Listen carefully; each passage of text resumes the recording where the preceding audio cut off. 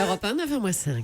Le choix culture d'Europe 1, c'est de la lecture tous les lundis avec vous, Nicolas Caro, bonjour. Bonjour Thomas. Et en ce 19 septembre, vous avez décidé de nous parler du 14 juillet. Oui, 14 juillet, c'est le titre du dernier livre de l'écrivain Éric Vuillard chez Actes Sud. Il s'agit du 14 juillet 1789, bien sûr. Et c'est un peu ce livre, La prise de la Bastille, comme si vous y étiez. Mais on connaît ça par cœur, non, Nicolas? Eh bien, on va voir. Je peux vous poser une question, Thomas.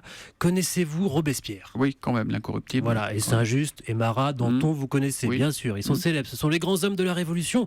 Mais connaissez-vous Sérusier, un marchand de légumes, ou Minier, un serrurier? Connaissez-vous Tissard, Touvray, Verneau, Vichot, Valin, Julien Billion ou Mercier? Eh bien, ils ont tous participé à la prise de la Bastille.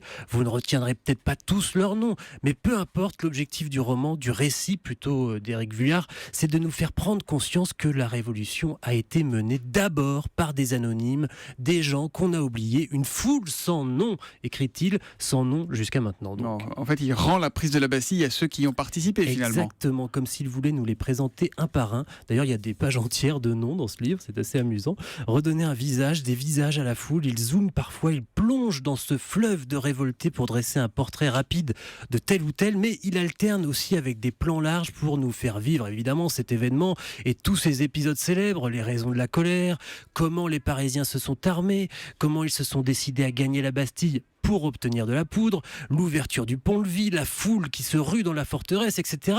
Mais aussi, de l'autre côté, la solitude des soldats assiégés et du gouverneur de la Bastille, la sueur, les larmes, l'enthousiasme, la folie parfois aussi des révoltés, et puis le saccage, une fois dans la place, le démontage pierre par pierre de la Bastille, et enfin, l'ambiance de fête un peu malsaine, une fois la nuit tombée dans une joie mêlée de colère. C'est une histoire à hauteur d'homme, et quand on termine ce livre, vraiment, on connaît mieux ce grand moment de l'histoire de France, on le comprend mieux tout simplement parce qu'on l'a vécu. Voilà, donc un voyage dans le temps avec 14 juillet d'Éric Vuillard, c'est chez Actes Sud. Oui. Et ce qu'on va faire, comme vous voulez, on va l'offrir celui-là. Le premier qui nous écrit, on va mettre le hashtag un bouquin. Un bouquin, c'est et bien. le premier qui écrit Ah, ça ira, ça ira, ça ira. Ça rentre ou pas sur 140 signes? Ouais, bon, oui, ça ira, 2 fois ça ira, hashtag un bouquin et on donne la réponse après 9h.